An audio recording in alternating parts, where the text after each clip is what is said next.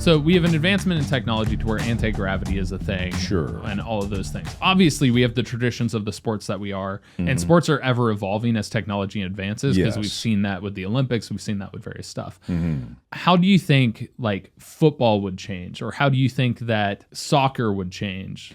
Oh my God. If you had zero gravity, the dimension of sports that you would unlock is almost infinite, because everything that we know is based on gravity. Yeah. Right? Not even just in sports, but in day-to-day life. You throw a ball up, it go down. But if you had a sport where you throw a ball up and it don't go down, that's like a completely different experience. You would have to play sports, ball-based sports with a roof, no matter what, or else you would lose your ball every time. It would just go straight off into space. But I'm assuming this is like in spaceships, right? You play this in orbit. Yeah, it could be in spaceships, or it could just be like an anti-gravity field in different training facilities that probably have it. Right. Okay. So there's definitely going to be something like soccer, because I think there's something very basic about a goal, and you get ball in goal, or you get person in goal, right?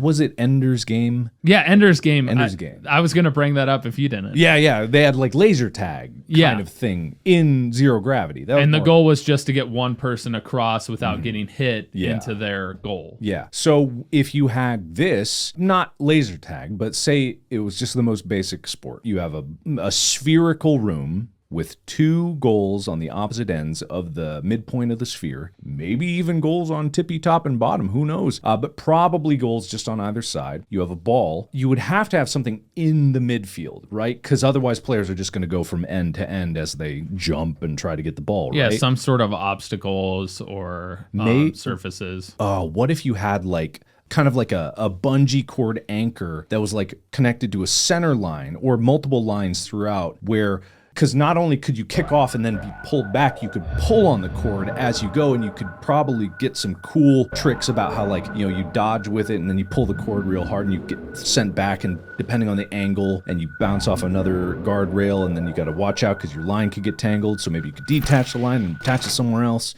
You know what I'm saying? It's like a movable grappling hook. Yeah. Something like that. Or you have, like, if we're in the technology where there's like control of gravity, not just no gravity, you'd have like mini planets floating in there, maybe even moving, like orbiting inside the sphere, that have like gravity in them. So the players are drawn to them, and they can like use that to slingshot themselves and move around, and they got to think 360 degrees. Yeah, and trying to figure out, understanding the perspective, because we have a concept of up and down. Exactly, yeah. And it's a thing they talk about in Ender's Game, is how you have to forget up and down. You have to change your perspective on what's up and what's down. And it's talked about in Ender's Game, and it's really neat thinking about that way, because it's like it changes your like so much conceptually.